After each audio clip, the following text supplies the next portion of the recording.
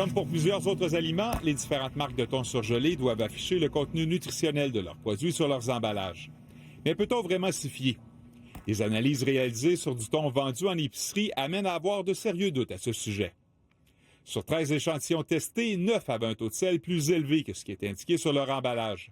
5, 6, 10 et même jusqu'à 23 fois plus salé que les données affichées. Une analyse réalisée par un laboratoire pour CD Light, un importateur de fruits de mer qui souhaite dénoncer les pratiques de certains de ses concurrents. Ce qu'on soupçonne, c'est que les industries de thon, à l'origine, ne suivent pas le protocole demandé par les importateurs en injectant du sodium, du sel et du sodium pour gonfler la protéine, vendre de l'eau et du sel à la place de la protéine, dans le cas du thon. C'est une façon de jouer avec les prix et puis de pouvoir soumissionner à un plus bas coût. L'entreprise affirme avoir déjà effectué des plaintes à ce propos à l'Agence canadienne d'inspection des aliments. Les protocoles d'inspection sont encore en révision, malgré plusieurs plaintes.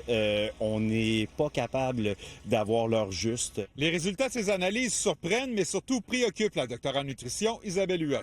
Le sodium est associé à l'hypertension artérielle qu'on nomme le tueur silencieux qui touche à peu près 20 des Canadiens. Si on prend du thon comme celui-là une fois par 2 semaines, c'est pas vraiment ça qui va avoir une influence, mais ça soulève un problème beaucoup plus important, beaucoup plus majeur, là, celui de peut-on se fier aux valeurs nutritives qu'on voit sur les étiquettes. C'est ça qui est particulièrement déplorable. Métro, également propriétaire de la bannière Super C des marchés Adonis, se dit préoccupé par la situation. L'entreprise affirme réaliser sa propre enquête et avoir arrêté de livrer à ses succursales certains lots de thon surgelé visés par les analyses.